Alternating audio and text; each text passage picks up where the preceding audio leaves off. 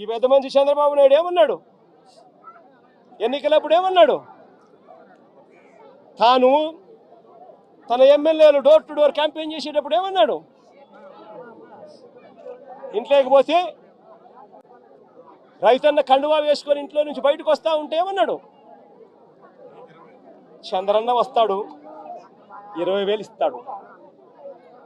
జగన్ అయితే 13,500 కదా, 20,000 ఇస్తాడు.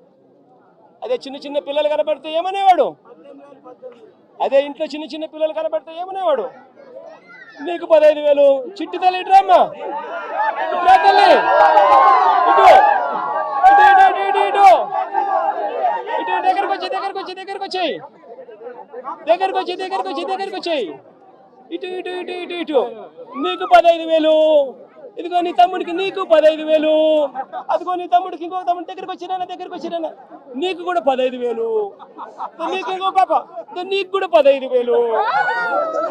సంతోషమా అని చంద్రబాబు అనేవాడు. అదే జగన్ అయితే అమ్మఒడి కింద కేవలం అమ్మ ఖాతాలో 15,000 మాత్రమే వేస్తాడు. అదే చంద్రబాబు అయితే సూపర్ 6 లో చెప్పాడు నీకు 15,000, నీకు 15,000, నీకు 15,000, నీకు 15,000 అని చెప్పాడు. అని పిల్లలను మోసం చేశాడు, అక్క చెల్లెమ్మలను మోసం చేశాడు. ఆ ఇంట్లో నుంచి వాళ్ళ అమ్మ బయటకు వస్తే వాళ్ళ అమ్మ, వాళ్ళ చిన్నమ్మ, ఇటువంటి వాళ్ళు ఎవరైనా బయటకు వస్తే, నీ పేరేం పేరు తల్లి? నందిని లాంటి తల్లి బయటకు వస్తే ఇంట్లో నుంచి ఆ తల్లిని చూపించి ప్రతి మహిళకు 18 సంవత్సరాలు నిండిన ప్రతి మహిళకు మా చంద్రన్న సూపర్ 6 లో చెప్పాడు ప్రతి మహిళకు నెలకు 1,500 రూపాయలు చెప్పున సంవత్సరానికి 18,000. నీకు 18,000 చెల్లెమ్మ, నీకు 18,000, నీకు 18,000 అని ఆ ఇంట్లో నుంచి వచ్చిన ప్రతి ఒక్కరూ ఆ అమ్మకు, ఆ చిన్నమ్మకు, ఆ పెద్దమ్మకు అందరికీ నీకు 18,000, నీకు 18,000, నీకు 18,000 చెప్పాడు. అందరితో ఆగిపోయాడా? ఆ ఇంట్లో నుంచి 50 ఏళ్ళ పై చిలుకు గల్ల మహిళ ఎవరైనా బయటకు వస్తే, మా అమ్మ వయసులో ఉన్న ఎవరైనా బయటకు వస్తే, మా అమ్మ లాంటి అమ్మ బయటకు వస్తే వీళ్ళకి ఏమనేవాడు? జగన్ అయితే నీకు 18,000 ఇస్తాడు, మా చంద్రన్ అయితే నీకు 48,000 ఇస్తాడు అని చెప్పి అమ్మను మోసం చేశాడు. ఇంట్లో నుంచి 20 ఏళ్ళ పిల్లోడు బయటకు వస్తే ఏమనేవాడు? నీ పేరేం పేరమ్మా? ప్రకాష్. ఇట్లా ఇంట్లో నుంచి బయటకు వస్తే ఏమనేవాడు? ప్రకాష్ నీకు నెలకు 3,000, నీకు సంవత్సరానికి 36,000, నిరుద్యోగ వృత్తి నీకు ఇస్తాను. నేను అడుగుతా ఉన్నానయ్యా, ఎన్నికలు అయిపోయి 4 నెలలు అయిపోయింది. ప్రజలందరూ ఎదురు చూస్తూ ఉన్నారు. పిల్లలు బడులకు కూడా పోవడం మొదలుపెట్టాడు. బడులకు పోతా ఉన్నారు పిల్లలు. పోయింది, ఇంతకుముందు వచ్చే అమ్మఒడి పోయింది. వ్యవసాయం చేస్తా ఉన్న రైతులు ఉన్నారు, ఇంతకుముందు వచ్చే రైతు భరోసా సొమ్ము పోయింది. ఇంతకుముందు చేయూత వచ్చేది, చేయూత పోయింది. సున్నా వడ్డీ పోయింది. ఆసరా ఇంతకుముందు జగన్ కరికరంతో అది కూడా మంచి చేశాడు, దాని గురించి ఎట్టాగో ఊసేయలేదు. నేను అడుగుతా ఉన్నా, ఇంత అన్యాయంగా ఒకవైపున అందరినీ మోసం చేస్తూ, మరోవైపున వాళ్ళ స్కూళ్ళకు వెళ్ళేటప్పుడు వాళ్ళ స్కూళ్ళల్లో వాళ్ళు తినే వాళ్ళ గోరుముద్ద ఈరోజు నిర్వీర్యం అయిపోయింది. ఈరోజు గోరుముద్ద కోసం మంచి తిండి లేక పిల్లలు ఈరోజు హాస్పిటలైజ్ అవుతున్నారు, స్ట్రైకులు చేస్తూ ఉన్నారు. గోరుముద్ద ఈ పిల్లలది గాలికి ఎగిరిపోయింది. ఈ పిల్లలకు సంబంధించిన నాడు నేడు ఆగిపోయింది. ఈ పిల్లలకు ఇంగ్లీష్ మీడియం చెప్పే టోఫుల్ క్లాసులు, 3వ తరగతి నుంచి చెప్పే టోఫుల్ క్లాసులు ఆపేశారు. ఈ పిల్లలకు తల్లులకు ఇవ్వాల్సిన అమ్మఒడి పూర్తిగా ఎగిరిపోయింది. వైద్యం చూసి మార్చిలో ఎన్నికల కోడ్ వచ్చేసింది, అంతే. జనవరి నుంచి ఇప్పటిదాకా 2,000 కోట్ల పైచిలకు ఆరోగ్యశ్రీ బిల్లులు పెండింగ్. ఆరోగ్య ఆసరా ఊసేలేదు. 104, 108కి సంబంధించిన జీతాలు చంద్రబాబు ముఖ్యమంత్రి అయిన తర్వాత వాళ్ళకు జీతాలు రాలా. నీ పేరేం పేరు? సుధీర్ లాంటి ఎవరైనా పిల్లోడు, ఇంజనీరింగ్ చదువుతా ఉన్న పిల్లోడు ఎవరైనా, డిగ్రీ చదువుతా ఉన్న పిల్లోడు ఎవరైనా కనిపిస్తే ఆ పిల్లాడికి జగన్ ప్రభుత్వంలో విద్యా దీవెన కింద ప్రతి 3 నెలలకు ఒకసారి, 3 నెలలు అయిపోయిన వెంటనే సుధీర్కు వాళ్ళ తల్లి ఖాతాల్లోనూ, సుధీర్ బ్యాంక్ అకౌంట్ ఖాతాల్లోనూ, జాయింట్ అకౌంట్లో వెంటనే విద్యా దీవెన కింద ఫీజులకు సంబంధించిన సొమ్ము పడిపోయేది. ఈరోజు ఏమైతా ఉంది? జనవరి, ఫిబ్రవరి, మార్చికి సంబంధించిన క్వార్టర్కి సంబంధించి విద్యా దీవెన ఎగిరిపోయింది.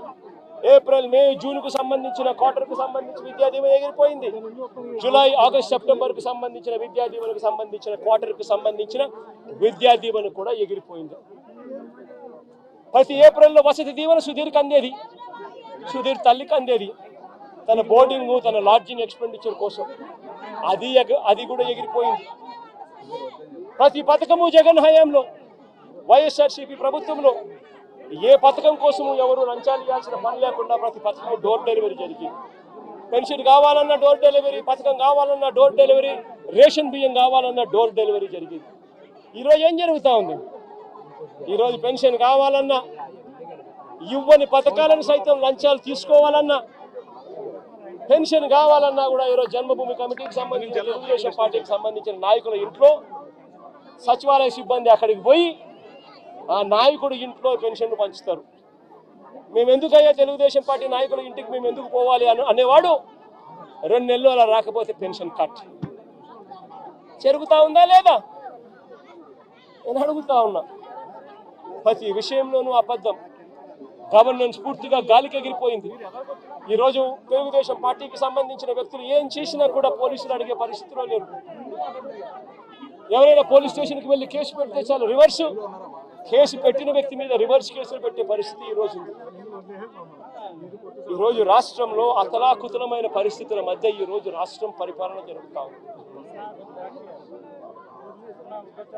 ఆశ్చర్యం కలిగించే విషయాలు నేను అడుగుతా ఉన్నా. దారి పొడుగునా ఈరోజు వచ్చేటప్పుడు అడిగిన, మీ గ్రామానికి సంబంధించి వరదలో మీరంతా ముంపులో ఉన్నారు.